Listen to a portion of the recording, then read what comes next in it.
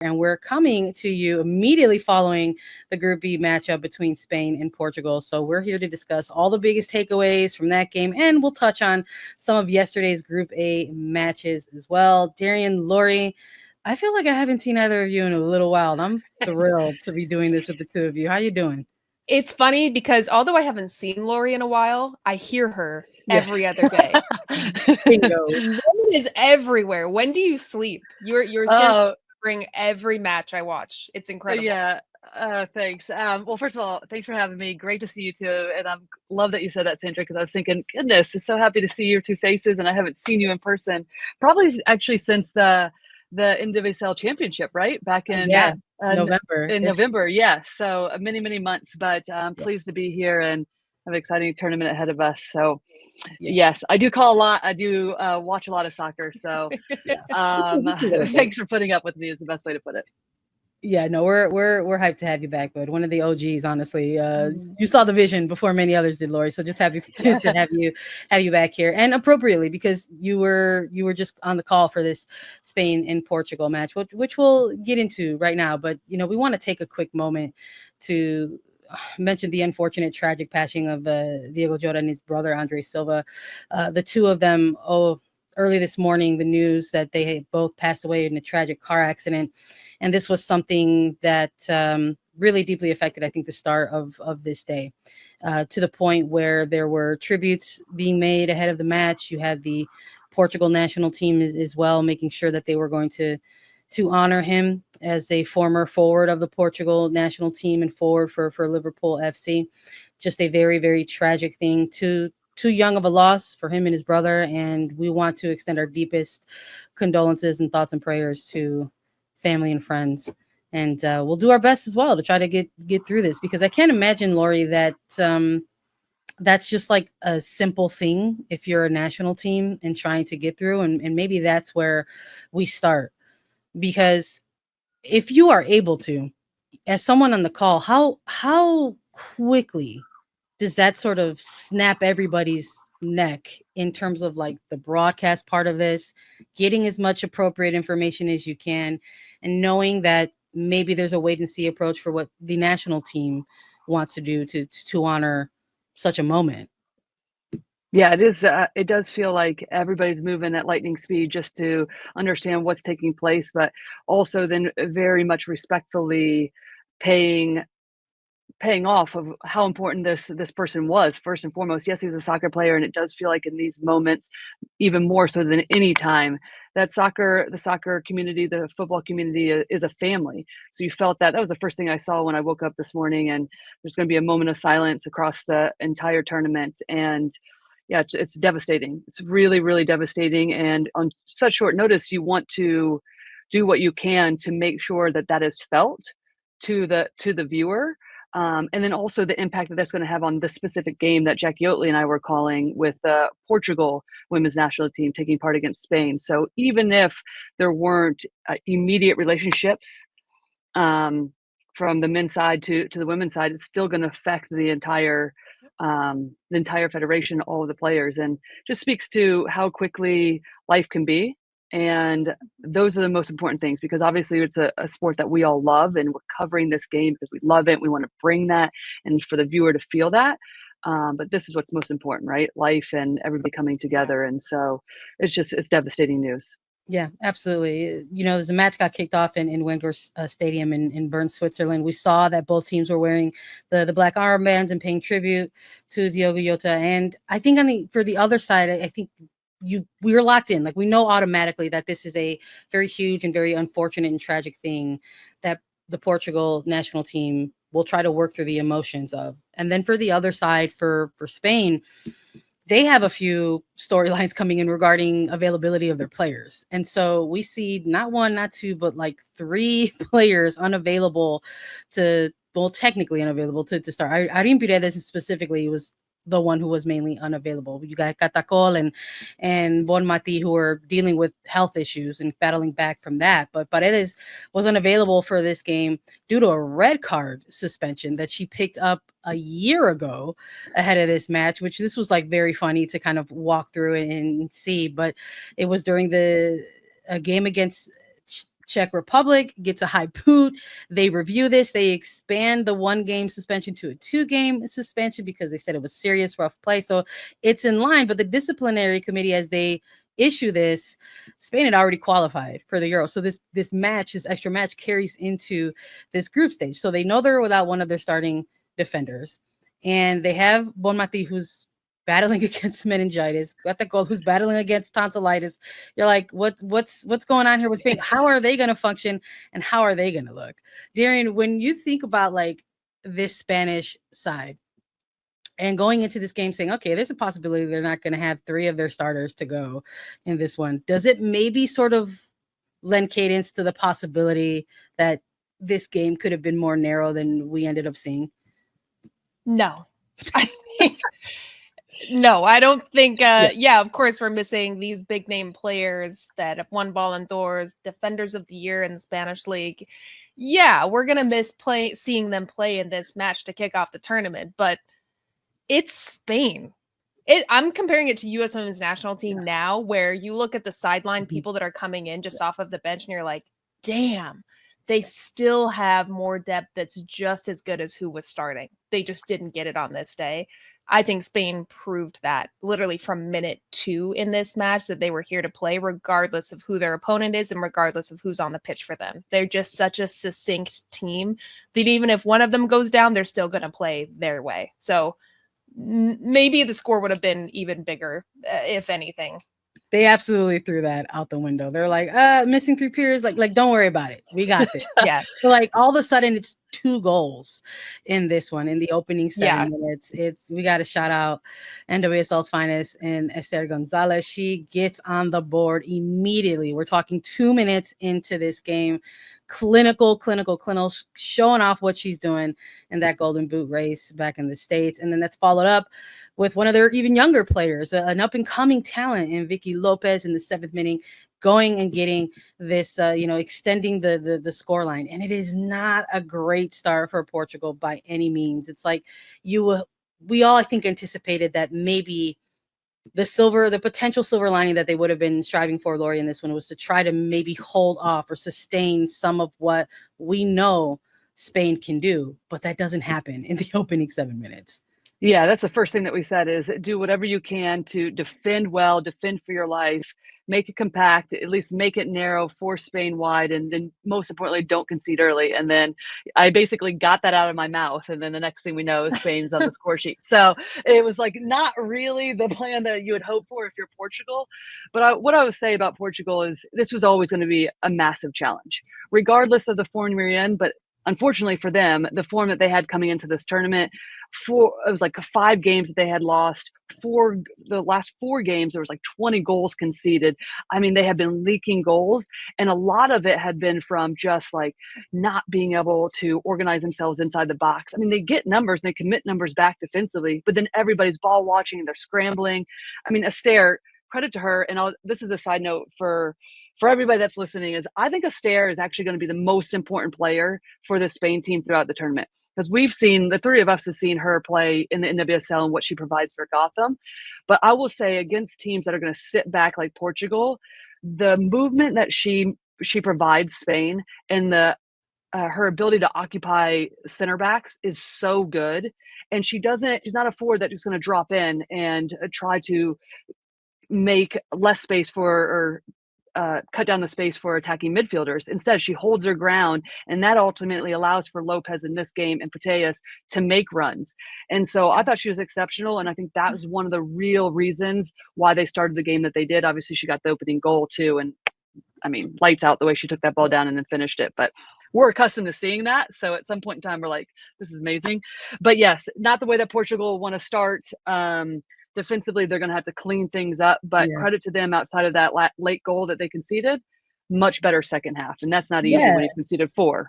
To your point, it kind of feels like, for Darian, for American audiences, I have to imagine that perhaps the casual viewer for the big major tournament is tuning into this is like, oh yeah, I remember that team. They almost took out USA like in 2023. Like, how is this happening in the Euro? And we see them concede 2 unfortunate quick goals, but it did sort of feel like they tried to get some of that momentum back. But as they did it, it's like they were already down 2 goals. At what point during the first half is it just about trying to like stop the bleeding and get out of this? And even then, they struggled to do that before getting into halftime.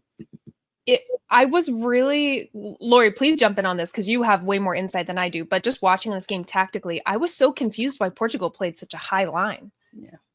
To me, when you're worried about how this team can hurt you, how Spain can, we know that they want to make those deep runs in behind. Esther can stretch. If not, they're comfortable playing when teams sit really low. They park the bus. They know how to bounce the ball around, but at least it's a little safer. It's going to limit their ability to score. And if Portugal's a team that's going to try to score on transition, that seems like the way to go about this match.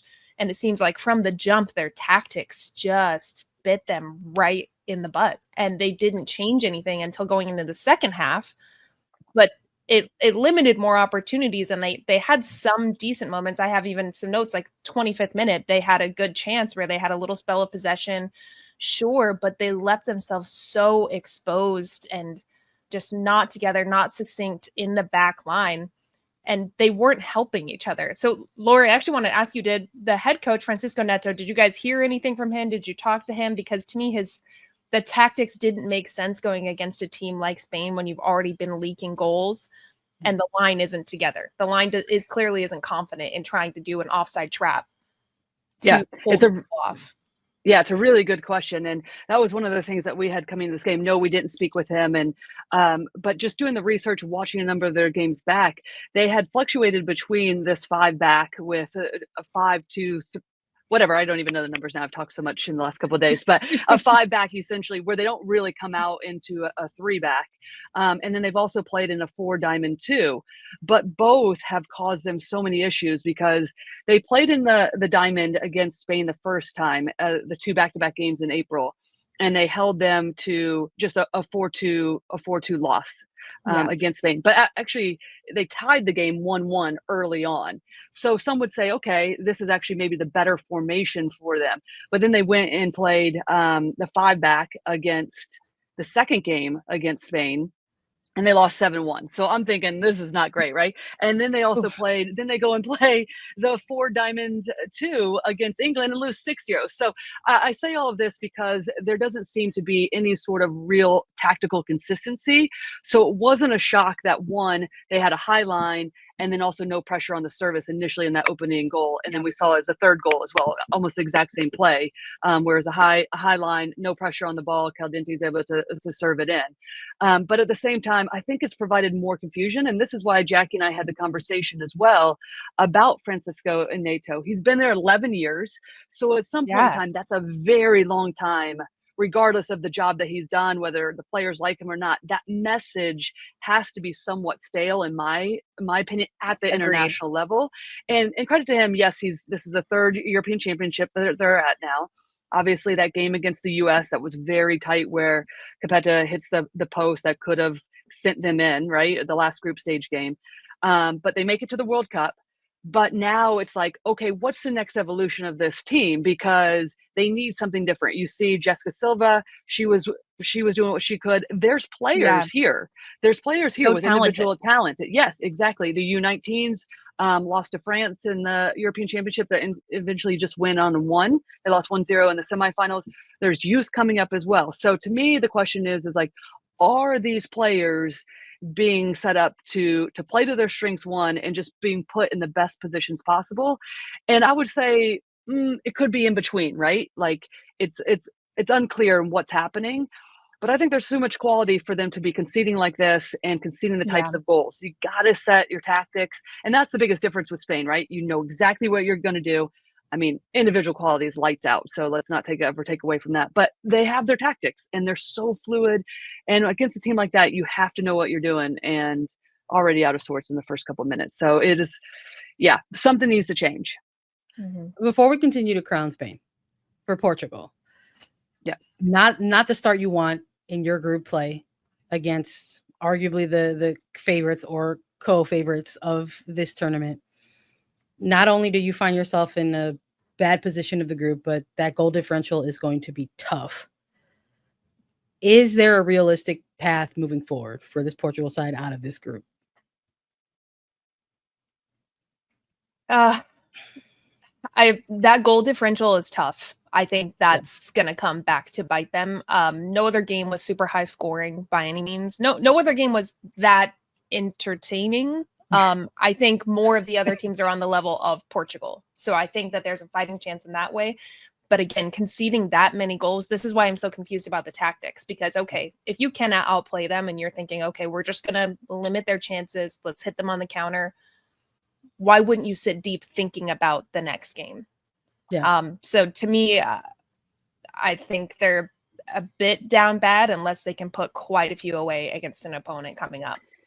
Yeah, head-to-head is the first tiebreaker, so they have to take care of business, and that's why we were saying, like, treat that second half by not conceding, and then obviously they did the last second of the game, but, I mean, still, they need to take positives from that second half and then come out and showcase what they look like at moments in that second half, where they can keep possession high up the field. The service for set pieces towards the end there, excellent service that could cause problems. So I think it's more so about taking away the positives and be like, okay, we need to clean things up defensively, but we have to get points.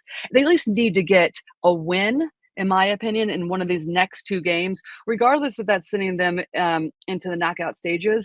But I think as a federation for this team, and as they start to move forward and get a statement win, because they've yet to have that as a federation. And so I'm like, okay, this is your chance. Belgium, Italy, or it's Italy, then Belgium, but those are your next two games. Got to get something out of it. Okay, let's let the recency bias roll here, because we're talking about statement games, and a 5-0 whooping on match day 1 by Spain has got to feel pretty good. Is this the year for Spain? Is this where they're finally going to win their first Euro? Are they going to build on what they've been doing since 23? Yeah, Lori, you go first. Like we're just all Here's what. Here's what. I think so. I think one thing that impressed me in this game is that I just felt like they came out and they had something to prove in a way, which is hilarious when you think of a team that's just won the World Cup a couple of years ago. But we also understand that was mediocre performance last year in the Olympics. And I felt like all of those games, it did feel like something was off, right? It just seemed like there wasn't cohesion. Everyone was, regardless if this is right, it just felt like irritated, right? It just wasn't going as smoothly as you wanted, as we're used to seeing a Spain team perform. They came out immediately. Everything was sharp. These are games that you could potentially overlook given the scoreline of the previous two games back in April against Portugal. Instead, took care of business, got the early goals, and they do it with using the depth of their squad and not having Beaumonti, not having Katakoi in goal, Irene Paredes in the back as their mainstay as a center back. So even though they've had some of these storylines along their team coming into this tournament, felt like they took care of business. But they're going to have to continue, and it is a long journey. But I think this is such an important win, and they go from here. So yes, to me, good opportunity for them to go back to back. Yeah, this was a statement win to me. And then attacking third, shout out to our socials. They posted a quote from Alexis Putellas, who said, Ballon d'Or, I want to win the Euros. This is what I came here to do. This is the highest honor to me. This is where I want the team to be. When you have Alexis Putellas, your captain, best player in the world, saying that they're here to win, and she's the one that's galvanizing the team's energy to come into this tournament and have a win like that, where they score in a variety of ways. They look incredibly dangerous. They dominate. They're disciplined. They look like they're playing as a team. To Lori's credit, this tournament, they actually look like it's not individualistic. They showed up together, regardless of who's on the pitch. Spain, 100% the favorites right now. But Sandra, do you have a different thought to that? Is there someone else maybe we haven't seen? I don't think they're going to be stopped in this group stage by any means. Group of death still has to kick off, and that's going to be, I think that's going to be some more information for us to process. But they were just out there playing with a level of attitude that was just delicious to see. It's a great way to put it. And it was absolutely missing in the Olympics, Lori, but it is not missing in these Euros. And so I think they will be, if they were co-favorites to start this tournament, they may have just become singular favorites moving forward after a game like this.